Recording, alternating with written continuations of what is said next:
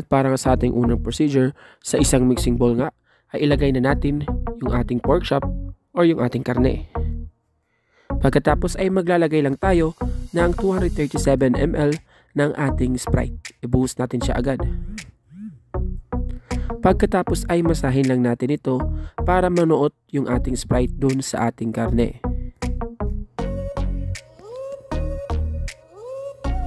At pagkatapos ay i-season lang natin ito.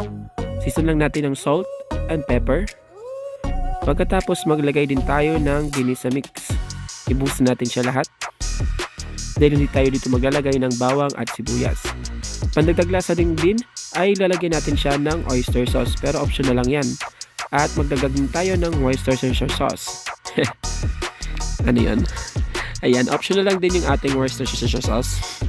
At maglagay din tayo ng 1 teaspoon ng ating brown sugar to balance lang yung ating saltiness at yung ating sweetness.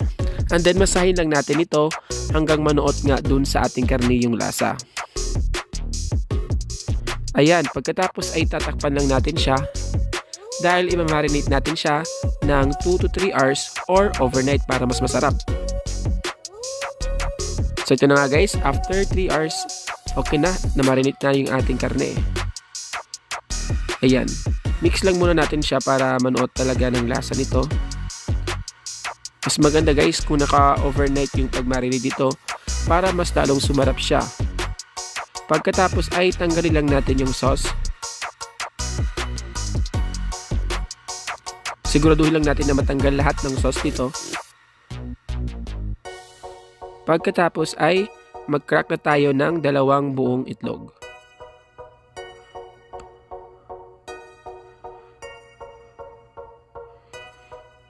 And then mix lang natin siya para mag-combine yung ating itlog dun sa ating karne.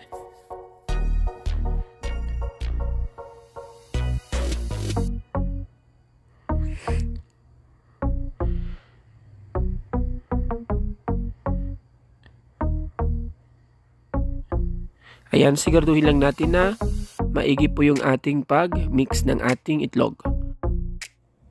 At pagkatapos sa isang pinggan nga ay maglagay muna tayo ng ating cornstarch. So 1 1/2 cup ng ating cornstarch ang ating ilalagay dito at 1/2 cup ng ating all-purpose flour. Pagkatapos ay maglalagay din tayo dito ng ginisa mix. Pandagdag lasa lang guys. Isang buong sachet ng ating ginisa mix and then imimix lang natin para mag-combine guys yung ating ginisa mix na nilagay dito at yung ating all-purpose flour at cornstarch. Ayan, pagkatapos ay i-coat na natin yung ating mga karne. Siguraduhin lang natin na nalagyan lahat ng itlog. So kuha lang tayo ng ating karne. Tapos ibudbud natin or i-coat natin dun sa ating cornstarch. And then repeat the process lang.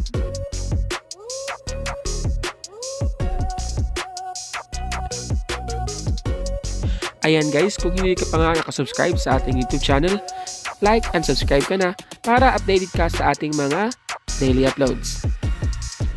At follow na din kayo sa ating Facebook page dahil 10,000 followers na po tayo at meron po tayong upcoming giveaways. Magpapa-air fryer po tayo. Kaya follow na yung ating Facebook page. Yung link ay nandun sa ating description box sa baba at nasa comment section. Ayan guys, para sa complete list of ating ingredients ay nilalagay po natin yan sa ating description box sa baba. Ayan, so okay na po ito. Na-coat na natin siya lahat and then prepare na natin yung ating pan.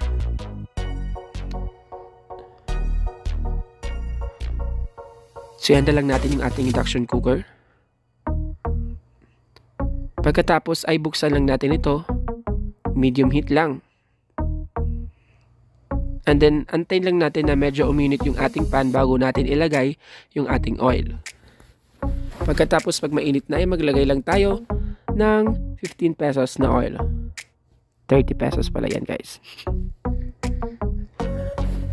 Antayin lang natin siyang medyo uminit guys. Medyo pataasin pa natin yung ating apoy para mabilis itong uminit. And then pag mainit na, balik natin sa medium heat. And then ready to fry na yung ating mga pork chop. Fry lang natin siya ng 5 to 10 minutes hanggang sa maging golden brown at crispy na siya.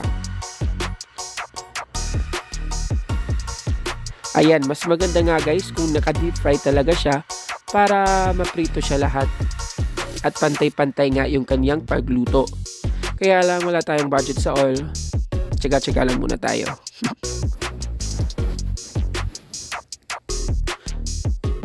Ayan, medyo hinaan na natin yung ating apoy guys para maluto ito sa loob at hindi masunog sa labas. So after 10 minutes guys, flip na natin ito and then lutuin na lang natin yung other side ng 5 minutes na lang. Ayan, golden brown and crispy na siya.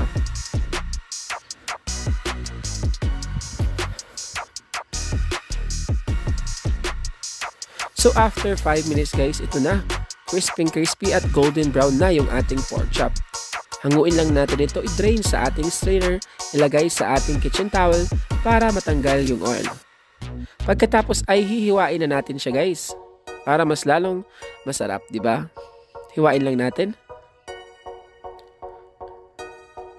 Ayan o, ang crispy at ang lutong-lutong. Ayan, pwede kayong maglagay dito ng ketchup or mayonnaise or pwede rin kayong gumawa ng sausawan na suka. Tara na at magtitikiman tayo.